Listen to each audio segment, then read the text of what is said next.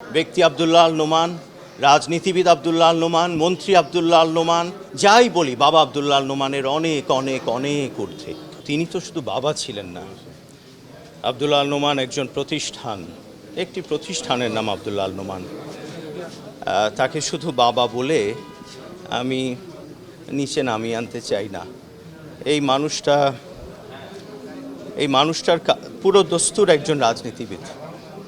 শেষ অবধি এই রাজনীতি নিয়েই তার ধ্যান জ্ঞান মন সব কিছু রাজনীতি ঘিরে। 4 দিন আগে বললেন আমি ম্যাডাম এবং জনাব তারেক রহমানকে একটু দেখতে যাব, তো পাসপোর্টটা করতে দিলাম আমরা। আমাকে বলল তুমি প্রস্তুতি নাও, তুমি সহ যাব। তিনি ইউনিভার্সিটি করেছেন, একাধিক ভেটেরিনারি ইউনিভার্সিটি করেছেন। আমি যে বিশ্ববিদ্যালয়টি করেছি সেটার চিফ পেট্রন তিনি, ইস্ট ডেল্টা ইউনিভার্সিটি। তিনি না থাকলে আজকে আমিই থাকতাম না, আর এই বিশ্ববিদ্যালয়গুলো কোথায় থাকতো। তিনি চট্টগ্রামের তৃতীয় সেতুর একেবারে মূল আর্কিটেক্ট। এই তৃতীয় সেতু আজ থেকে 16 বছর আগে যদি না হতো, চট্টগ্রামের উত্তর আর দক্ষিণ এই 16 বছরে কোথায় যেত, কিভাবে মানুষ কানেক্টেড থাকতো আমরা জানি না। চট্টগ্রামের জামিয়াতুল ফালাহ, শিক্ষা বোর্ড, চট্টগ্রামের প্রতিটি উন্নয়নে যদি একটি নাম কোনো না কোনোভাবে জড়িত বা সম্পৃক্ত থাকে সেটা আব্দুল্লাহ আল নোমান। সে কারণেই তাকে প্রতিষ্ঠান বললাম। ভেটেরিনারি ইউনিভার্সিটির কথা আমি বলেছি।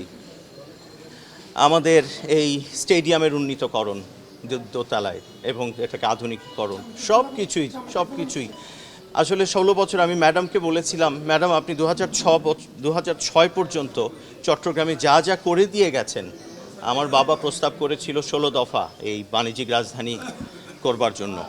এই সকল কিছু ম্যাডাম করে দিয়ে গেছেন। 6-এর পরে আমি এমন কোনো গণমুখী মানুষের জন্য দেশপ্রেম নিয়ে মানুষকে ভালোবেসে এমন কোনো কাজ দেখিনি 6-এর পরে। তো সেই কাজগুলোর মধ্যে তো সবগুলোতেই আপনাদের আব্দুল্লাহ আল নোমান ছিলেন। তো আমি সৌভাগ্যক্রমে তার সন্তান, কিন্তু তিনি আমার কাছে শুধু বাবা নন, তিনি অনেক ঊর্ধ্বে।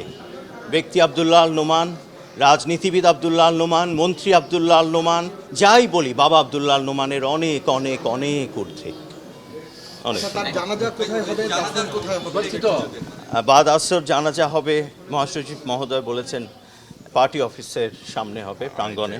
2:30টায় হবে পার্লামেন্টে, প্রথমে 2:30টায় হবে পার্লামেন্টে, তারপরে বাদ আসর আমরা পার্টি অফিসে হবে, আর চট্টগ্রামের পরবর্তীতে হবে।